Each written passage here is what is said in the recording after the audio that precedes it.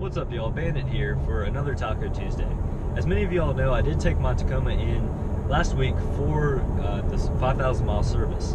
While I was there, I had the leaf springs replaced, and actually I went ahead and had the full 10,000 mile service. For those of y'all who are unfamiliar with the difference, basically the 5,000 mile service just, they kind of briefly check over your fluids, make sure everything looks like it's running right, and they kind of send you on your way. The 10,000 mile service is a little bit more in depth, and they do go ahead and give you an oil change.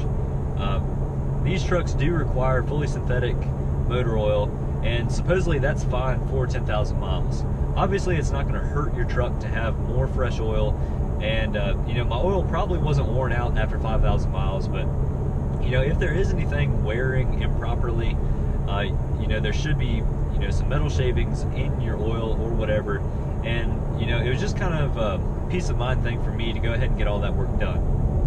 While I was there, I did go ahead and ask about the transmission issues. I realize a lot of y'all are having issues with the transmission, whether it be slipping or kind of wandering or whatever.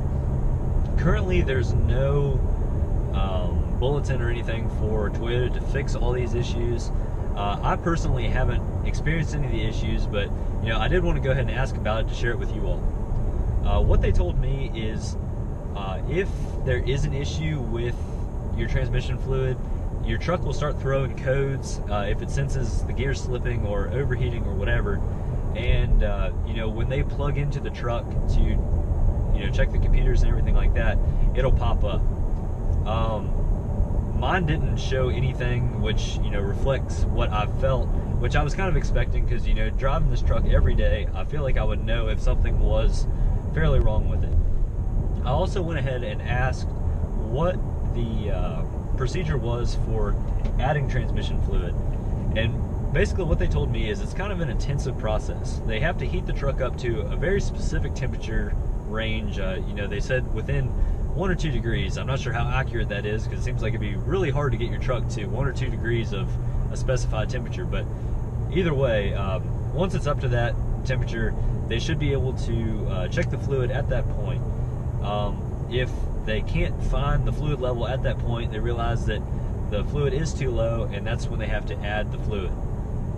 They did say this procedure did cost about $95 to $100, at least at Sheeler Toyota, and that I would have to pay for that out of pocket. It's not covered under the truck's warranty. I don't personally agree with this, because if there is something wrong with the truck is under warranty. It's not my fault. But I guess it does kind of protect them from just kind of paranoid people checking that too frequently or whatever, and it is kind of an in-depth process from what was described to me. But as I said, I did go ahead and have my leaf springs replaced while I was there. They're back to being really quiet, silent now, really, which is, fantastic. This is a new truck. There's no reason for it to be squeaking.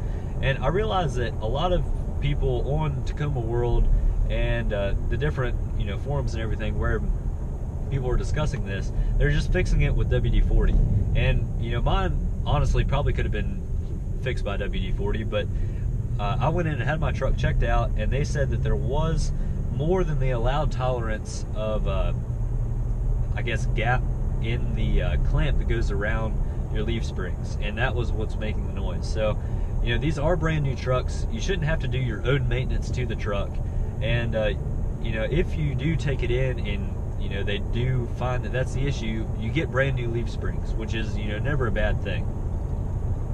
So as I said, I did go ahead and have the 10,000 mile service done on my truck at 5,000 miles.